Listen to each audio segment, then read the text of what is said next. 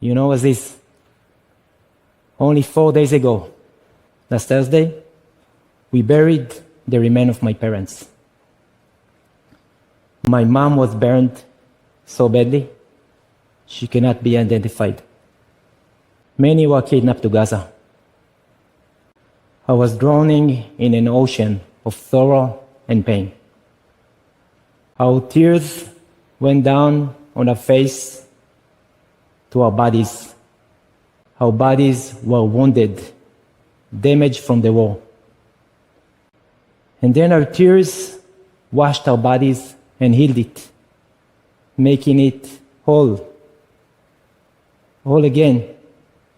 I woke up shaking, and immediately I knew that this is the path I must choose. The path of not taking revenge, the path of reconciliation. We met only once before October 7th, even that was for 2 minutes maybe. Because you said you're not only crying for your parents, you're also crying for the people in Gaza who are losing their lives.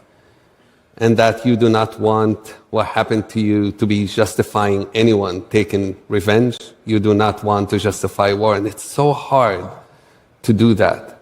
So much easier to want revenge, to be angry.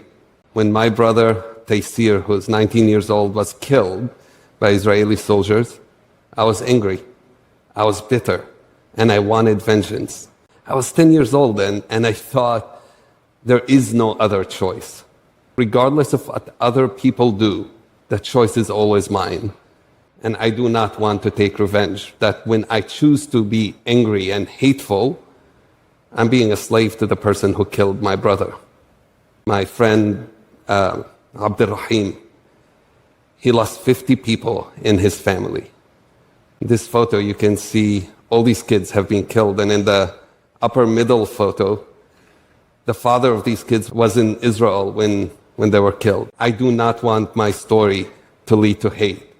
And even now, as his parents are in northern Gaza, unable to get food, unable to leave, he's still committed to this message. And I was partnering with Palestinians, with Israeli, with Jordanian, with Egyptian.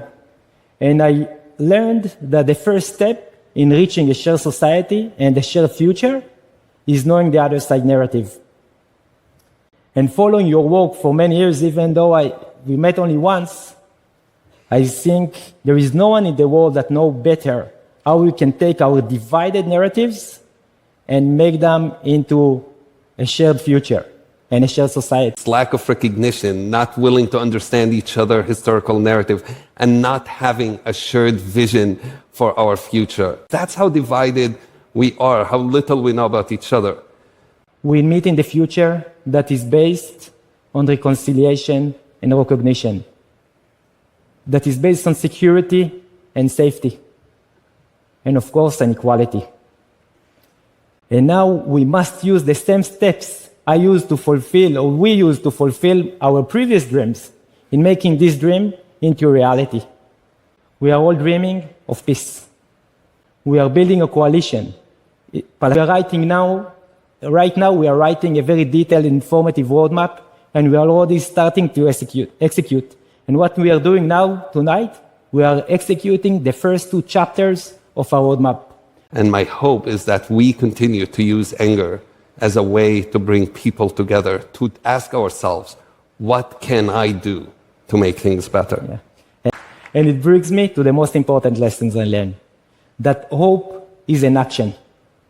It's something you are making. And through the process, we always need to convince first ourselves and all our coalition and everyone that is willing to listen that our actions are effective. And I have an idea. People look at us and think we are divided because you're Israeli and I'm Palestinian, Muslims and Jews.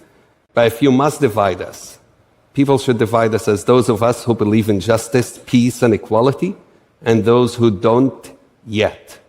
And our work here is to invite everyone, to invite you, to join us into our work, into bringing everyone together, to take a stand that says, We are not enemies. We lost our family members. We did not lose our sanity. We did not lose our minds.